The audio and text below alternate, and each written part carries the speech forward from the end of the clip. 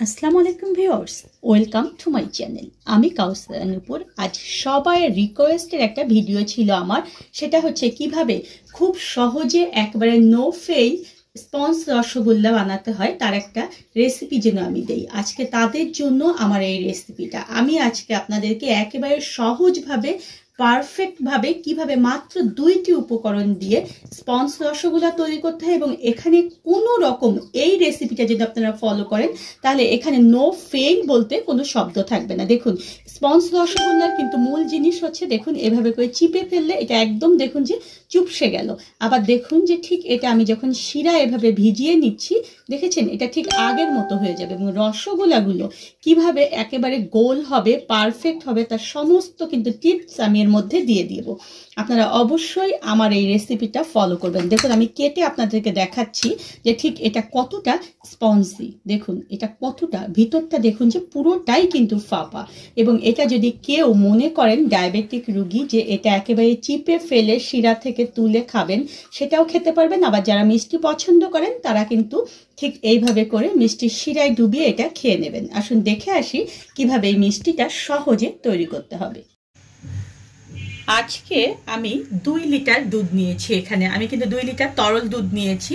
আপনাদের কারো কাছে যদি তরল দুধ না থাকে তাহলে আমার গুঁড়ো দুধ দিয়ে কিভাবে ছানা তৈরি করতে হবে তার কিন্তু একটা ভিডিও রয়েছে আমার চ্যানেলে, এবং সেই ছানা দিয়ে কিভাবে মিষ্টি তৈরি করতে হবে তারও ভিডিও রয়েছে। কিন্তু আজকে আমার কাছে অনেকেই রিকোয়েস্ট করেছে যে আমি যেন এই তরল দুধ থেকে ছানা কেটে কিভাবে পারফেক্ট স্পঞ্জ মিষ্টি তৈরি করতে হয় তার একটা ভিডিও দেই। আর অনেকেই যাদের প্রবলেম থাকে যে ছানাটা আসলে কেমন হবে, কিভাবে হবে সেটা দেখিয়ে দিতে, আমার চ্যানেলে কিন্তু অলরেডি আগেই ছানার একটা ভিডিও রয়েছে। আর আজকে আমি স্পঞ্জ মিষ্টিটা তৈরি করার আগে আপনাদেরকে দেখিয়ে দিচ্ছি পারফেক্ট ছানা কিভাবে তৈরি করতে হয়। আর তাই এখানে আমি 2 লিটার কিন্তু তরল দুধ দিয়েছি। এই দুধটাকে প্রথমে আমি একেবারে ভালো মতো টকবগে গরম করে নেব। দুধটা দেখুন যে একেবারে কিন্তু টকবগে বলক চলে এসেছে। এই অবস্থায় আমি চুলার জালটাকে একেবারে দেখুন যে বন্ধ করে দিলাম। এখন আমি 4 টেবিল চামচ পরিমাণ হোয়াইট ভিনেগারের সঙ্গে 4 টেবিল চামচ পরিমাণ পানি মিলিয়ে নিয়েছি। এটাকে জাস্ট এইভাবে আমি একটু দিলাম। এখন এভাবে করে নাড়তে থাকবো। যদি কেউ ছানা কাটার সময় চুলোটাকে জ্বালিয়ে দেন তাহলে কিন্তু আপনাদের মিষ্টিটা শক্ত হবে। তাই সব সময় মনে রাখবেন যখন ছানা কাটবেন তখন কিন্তু চুলার জালটাকে বন্ধ করে দিতে হবে। আর আপনার এই ভিনেগারের পানিটা যে আপনার পুরোটাই লাগবে তা কিন্তু নয়। ঠিক যখন আপনার এই ছানাটা কেটে যাবে এবং পানিতে একটা গ্রিনিশ ভাব, মানে দেখুন যে সবুজ শেওড়া কালারের একটা ভাব চলে আসবে, তখনই কিন্তু পানিটাকে দেওয়া বন্ধ করে দেবেন। এভাবে ভালো করে দেখুন যে আমি একটু নেড়ে নিচ্ছি, পুরো দুধটাই যেন একেবারে ছানা কেটে যায়। আর বেশি সময় কিন্তু এই ছানাটা গরম পানির মধ্যে রাখা যাবে না, তাহলে কিন্তু ছানা শক্ত হয়ে যাবে এবং আমাদের মিষ্টিটাও কিন্তু শক্ত হবে। আমি আজকে পারফেক্টভাবে একেবারে আপনাদেরকে দেখিয়ে দিচ্ছি কিভাবে পারফেক্ট ছানা তৈরি করতে হবে। আমি বলেছি যে ছানা যদি পারফেক্ট হয় তাহলে কিন্তু মিষ্টিটাও পারফেক্ট হবে। দেখুন কত সুন্দরভাবে একটা সবুজ পানি বের হয়েছে এবং ছানাটা কেটে গিয়েছে। এখন এটাকে আমি ছাঁকতে চলে যাচ্ছি। একটা স্টেইনারের উপরে দেখুন পাতলা একটা কাপড় আমি বিছিয়ে নিয়েছি। এখন এই যে ছানার জল সহ ছানাটা আমি এর উপরে ঢেলে দিচ্ছি এবং এটাকে আমি ঠান্ডা পানি দিয়ে ধুয়ে নেব। ছানাটা এই যে আমরা পানি দিয়ে ধুয়ে নিচ্ছি, এতে করে ছানার মধ্যে যে একটা গরম ভাব থাকে সেটা যেমন চলে যায়, তেমনি হোয়াইট ভিনেগার দেওয়ার কারণে এর মধ্যে যে একটা টক ভাব থাকে সেটাও কিন্তু এই ছানাটা ধুয়ে ফেললে পারে একদম খুব সুন্দর হয়ে যায়। ঠিক এইভাবে করে ছানাটাকে আমি ধুয়ে নিলাম। এখন এটাকে আমি মুড়িয়ে ঝুলিয়ে রাখবো 1 ঘন্টার জন্য, এবং 1 ঘন্টার মধ্যে আমি এটাকে চেপে চেপে যতটুকু সম্ভব পানিটা বের করে নেওয়ার চেষ্টা করব। 1 ঘন্টা ঝুলিয়ে রাখার পরে আমি হাত দিয়ে কিন্তু চেপে চেপে মোটামুটি একটা পানি কিন্তু বের করে নিয়েছি।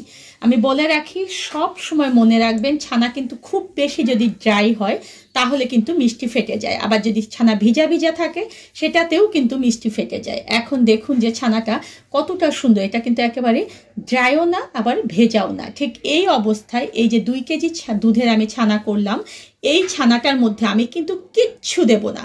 স্পঞ্জ রসগোল্লাতে এই ছানার মধ্যে কিচ্ছু মিলাতে হবে না, জাস্ট হাতের এই জায়গাটা দিয়ে ভালো করে এটাকে দেখুন যে আমি মথে নেব 4 থেকে 5 মিনিট ধরে, খুব বেশিও কিন্তু এটা মথতে হবে না।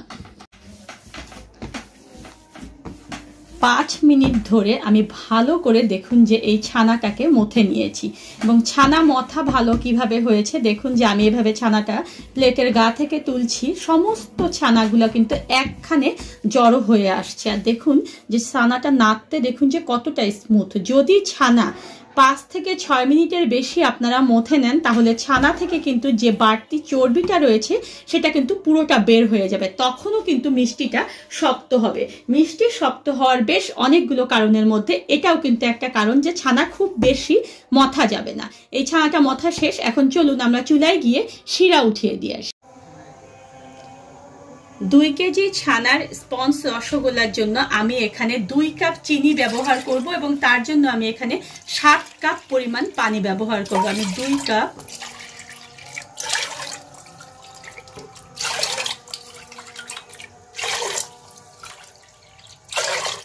এবং এখন দেখুন যে আমি 7 কাপ পরিমাণ পানি দিয়ে দিলাম। মেজারমেন্ট কাপ দিয়ে কিন্তু আমি দেখাচ্ছি, কারণ সবার বাড়িতে মোটামুটি মেজারমেন্ট কাপটা থাকে। আর এখানে আমি চিনি ব্যবহার করব 2 কাপ পরিমাণ।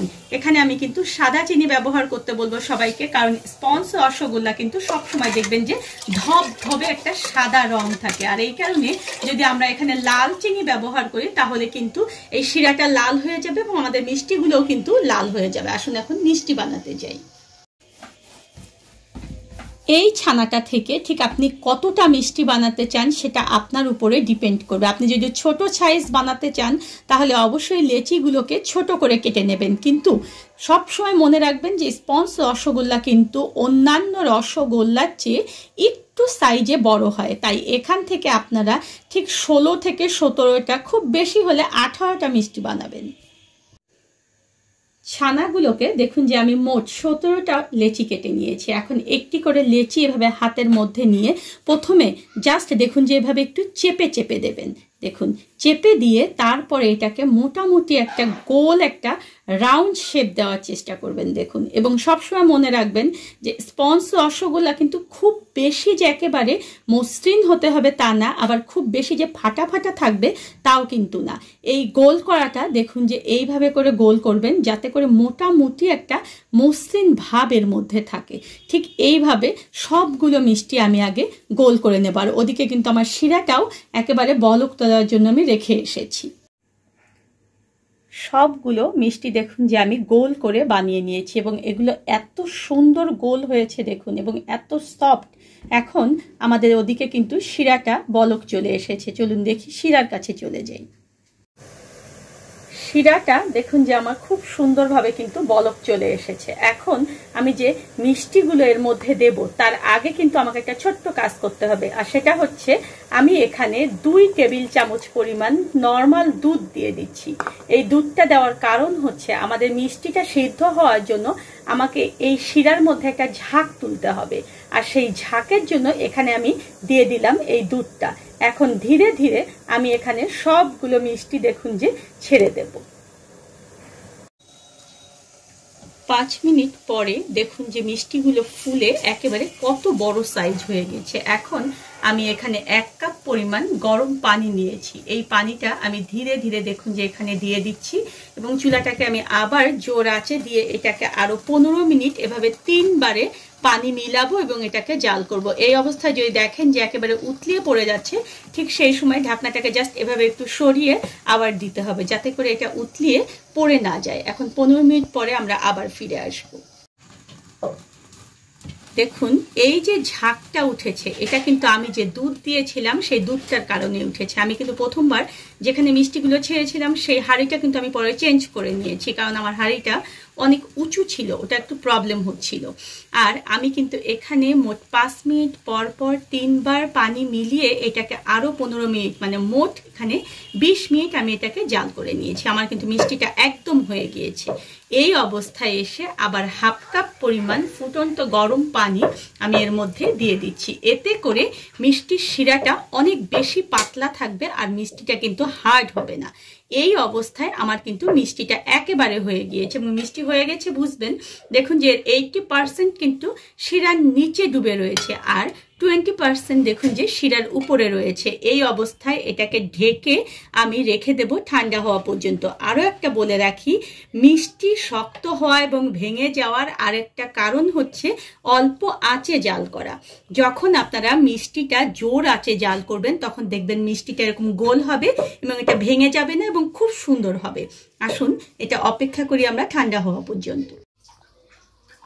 ঠান্ডা হওয়ার পরে মিষ্টিগুলো আপনাদেরকে দেখিয়ে দিচ্ছি আমি যে মিষ্টিগুলো কতটা পারফেক্ট হয়েছে। দেখুন এই মিষ্টিগুলো কিন্তু একেবারে গোল সাইজ। যাদের মিষ্টিগুলো গোল হয় না তাদের জন্য কিন্তু আমার এই রেসিপিটা একদম পারফেক্ট রেসিপি। আর দেখুন যে এইভাবে করে মিষ্টিটাকে আমি চিপে ফেলছি, এটা দেখুন যে চুপসে যাচ্ছে। আবার ঠিক রসে দেওয়ার পরে এটা দেখুন যে আবার একেবারে ঠিক আগেই যে অবস্থান সেই অবস্থানেই চলে এসেছে। দেখেছেন কত সহজে মাত্র 2টি উপকরণ দিয়ে আমি তৈরি করে ফেললাম স্পঞ্জ মিষ্টি। আপনারা ঠিক আমার এই রেসিপিটা দেখে ঠিক এইভাবে যদি মিষ্টি তৈরি করেন তাহলে দেখবেন যে আপনাদের মিষ্টিটাও একেবারে 100% পারফেক্ট হবে। ধন্যবাদ সবাইকে আমার সঙ্গে থাকার জন্য। আর আমার পরবর্তীতে নতুন কোনো ভিডিও পেতে হলে প্লিজ আমার চ্যানেলটা সাবস্ক্রাইব করুন।